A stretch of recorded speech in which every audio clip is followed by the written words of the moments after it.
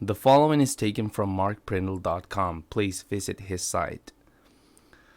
Chronic Town EP on IRS Records, 1981. Sure, they were no pylon, but this was still an awfully enjoyable debut. Clearly, this young band had three strengths that they could either develop or waste. 1. A great guitarist in Mr. Peter Buck, the king of jangly arpeggiated chords. 2. A singer who, although a bit mic-shy at times, still had the kind of voice that you don't get sick of. Low, but not in a pretentious way. And 3. Actual songwriting talent. These are 5 songs that have not been written before. The style is simple, folk rock, but the melodies are new.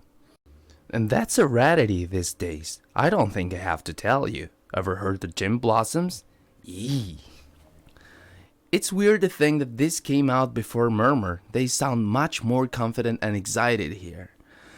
None of these were hits, but they all should have been.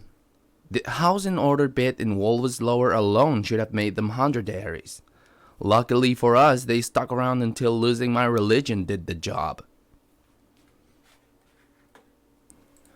Early Movements on Collector's Pleasure, 1993. If they haven't already done so, somebody really needs to write a book explaining how R.E.M. managed to grow from the worst songwriters in the history of the world into the geniuses who made Chronic Town in 2 short years. I mean, I could see a band replacing a member or 2 and suddenly having everything click. But for the 4 gentlemen of R.E.M., the talent seemed to just come out of nowhere. Seriously, their 1980-81 material gives no indication that they would ever write a single decent song, let alone become one of the most melodically inventive bands of the 80s and early 90s. What's, the deal? Indeed, the second half of this bootleg release is almost completely worthless. The gold is in the first half, which is cataloged as Chronic Town LP Early Studio Outtakes. These 11 tracks would later be re-recorded for inclusion in such wildly disparate releases as Chronic Town EP, All But Gardening at Night, Murmur, Laughing, Shaking Through, and Catapult, Life's Reach Beyond, Just a Touch, Dead Letter Office, Wind Out, here billed as Find Out, and eponymous, Romance, here billed as Easy Come, Easy Go. A few of the tracks sound a bit too similar to their official released counterparts for comfort, but the others are a terrifically gas a lot.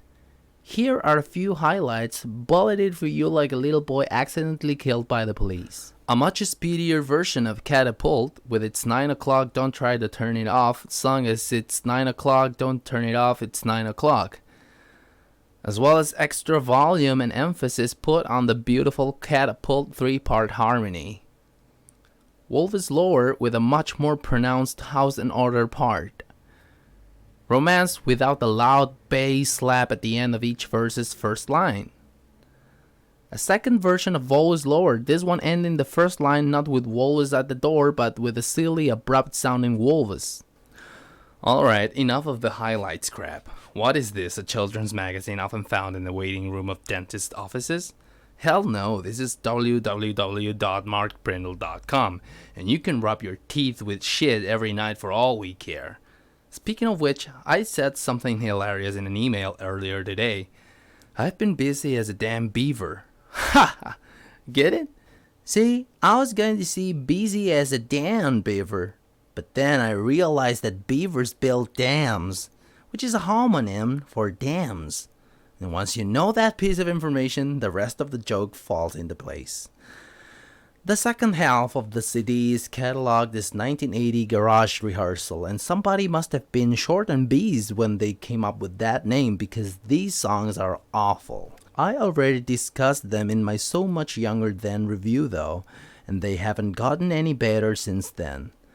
In fact, the best part of this 1980 Garage Rehearsal, reportedly recorded on June 6, 1980 at the Wilkes Tree Record Store in Athens, Georgia, are 2 tracks at the end that are clearly not part of this 1980 Garage Rehearsal, unless 2 of R.E.M's earliest compositions were stupid overproduced remixes of Drive full of hip-hop mouth noises, in which case, whoa.